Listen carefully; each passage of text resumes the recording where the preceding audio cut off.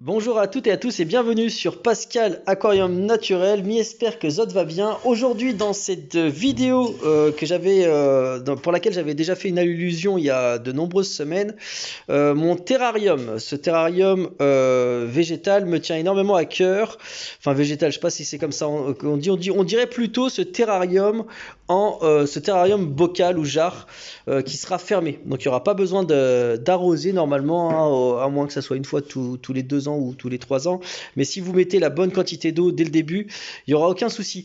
Tous les végétaux et les décos sont en provenance de Ben's Jungle.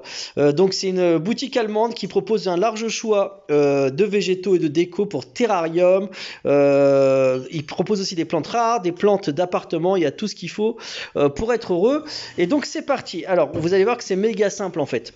En gros, si t'as pas envie, si t'as pas trop la main verte ou que tu souhaites avoir des végétaux qui tiennent et qui fassent joli et sans avoir trop d'entretien, bah écoute, si tu oublies par exemple d'arroser ou tu pars en voyage, et bah le terrarium en jarre, en verre est adapté. Alors, la première étape va consister à mettre quelque chose de drainant en dessous. Alors, là, il n'est pas très propre, le terrasse, cela n'est pas grave. Je le nettoierai après, de toute façon, vu que tu vois, je les mets un peu crada et tout, donc on va travailler, on nettoiera bien nickel après. Donc, on met de la pouzzolane au fond ou des billes d'argile. Tout ça, vous l'avez sur le site Ben Jungle. Voilà, les billes alors ou le pouzzolane, je recommande la pouzzolane. Alors le ou là, à chaque fois il y a un grand débat, je me gourre tout le temps et je pense que je sais pas parce que je m'en fiche. C'est pas ce qu'il y a de... Non, c'est le ou la, non, on dirait plutôt le, je pense. Mais bref, peu importe, tu fais ça en pyramide et je ne veux pas en voir à l'avant. Attention, non, je fais pas mon prof, mais en gros, ce qu'il faut faire, ce que je te conseille, ce que je te recommande, c'est qu'il y ait pas de billes à l'avant. Tu fais une petite montagne. Alors là sur la vidéo ça se voit peut-être pas. Mais là, si tu veux tout devant, il n'y en a pas. Il y en a juste en haut et là à 1 cm. Attends, si je te montre, tu vois, regarde. Toute cette partie-là, tac, il n'y en a pas. Voilà. Il y aura de la terre à la place parce que voir les billes en avant-plan, alors après, c'est pas la fin du monde, mais c'est pas ce qu'il y a de plus joli. Tu vois. Ensuite, tu mets ton substrat. Moi, je vais mettre de la coco. Alors, je vais pas me prendre la tête. Je vais mettre le bloc de coco et émerger tout ça. Voilà. Là, les potines et les poteaux, donc tu vois, là, il y a une bonne quantité.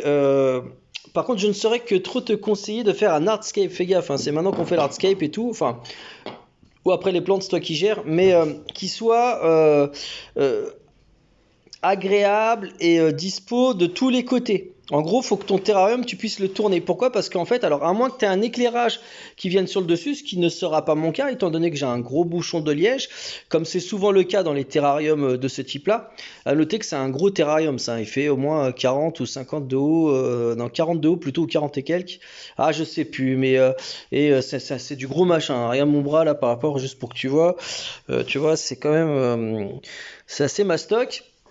Euh, Pourquoi? Parce qu'en fait, alors si t'as un éclairage qui vient du dessus, ça c'est formidable, mais en général, ce genre de terrarium, écosphère, je sais pas comment tu peux appeler ça, tu vas les tourner en fonction de la luminosité. Tu vas voir que par exemple, si ta fenêtre, l'éclairage il vient plutôt de là, toutes tes plantes auront tendance à se coller comme ça. Et inversement, donc de temps en temps, il faudra le tourner un petit peu, ce que je te recommande, afin d'éviter, d'avoir plutôt une croissance harmonieuse de tes végétaux. Donc qu'ils soient homogènes et qui occupent tout le terrain et que tu ne te retrouves pas avec une forêt d'un côté et de l'autre rien du tout. Quoique ça peut se doser aussi, hein, c'est toi qui vois hein, ce que tu veux. Voilà, mais je te donne donc cette indication-là. Donc on y va. Donc je te recommande donc de faire un truc qui soit visible de tous les côtés et que tu vas pouvoir tourner, qui soit joli de tous les côtés. Donc c'est un peu comme certains aquariums. Souvent les aquariums c'est comme là. Donc si tu veux, tu as le truc qui est en arrière, il bouge pas, mais tu as des aquariums qui sont visibles de tous les côtés. Tac, quand par exemple c'est une séparation de pièces. Et là, bah, ça demande un hardscape différent. En général, tu mets les montagnes et les plantes, enfin voilà, la montagne, on va dire au milieu. L'arrière-plan, tu vas le mettre au milieu plutôt qu'à l'avant. Voilà. Allez, c'est parti mon kiki. Schlack. Voilà. Le prescape, le pré-hardscape, je sais pas comment tu peux appeler ça. Là, on peut voir que moi, je trouve que ça passe de tous les côtés. Tu vois, de tous les côtés, ça fait joli. Voilà, là je trouve que c'est vraiment pas mal. Alors, à noter qu'il bougera certainement encore un petit peu. Attends, là j'aime pas ça. Voilà, j'aime bien qu'on voit bien la racine. Parce que je vais donc maintenant procéder à la mise en place des végétaux. Certaines personnes procèdent pas de cette manière-là. Moi je trouve que c'est beaucoup plus simple. Tu mets d'abord ton hardscape, puis tes végétaux. Allez, c'est parti. je te donne un petit conseil aussi, enfin petit avis, après tu fais comme tu veux. Tu peux d'abord positionner les végétaux, tu les poses d'abord, tu vois, comme tu peux, tac tac, voilà, avant de les enterrer définitivement, pour voir un peu ce que ça donne, tu vois. Là, regarde, hop, par exemple comme ça. Toi, tu gères un petit peu ton business comme tu le souhaites, quoi, voilà.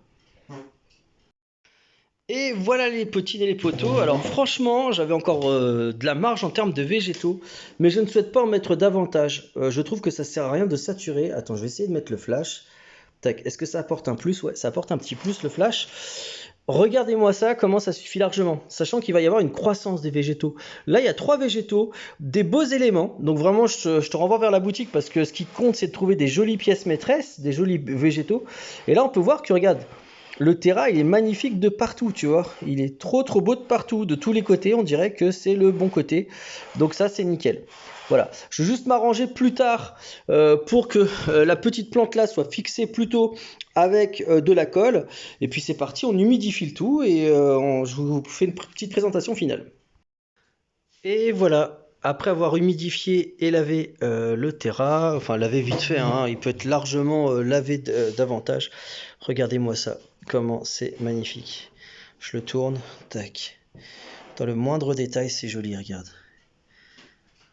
À noter que je pense qu'il est possible de mettre des insectes, certains types d'insectes, pas tous évidemment. Voilà, moi je crois qu'il y a moyen de mettre par exemple des petits cloportes, pas non plus des masses, et de veiller à ce que et surveiller pour voir si s'ils ont assez d'oxygène. Mais normalement, toute la quantité d'oxygène qu'il y a là-dedans, ça devrait grave le faire. Attends, j'allume le flash pour donner un petit peu plus de style. Et il n'y a plus besoin d'arroser.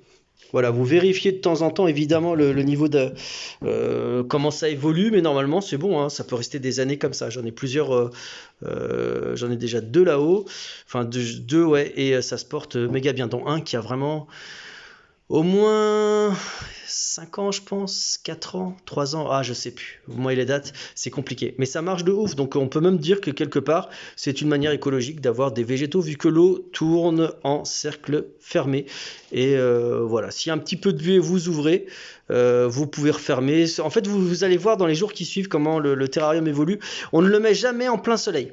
C'est très important, vous pouvez le mettre par contre à la lumière directe, mais pas en plein soleil. Donc en gros, faut que la lumière, tu peux y aller, tu peux envoyer de la lumière dessus, mais pas de soleil directement dessus sur les verres.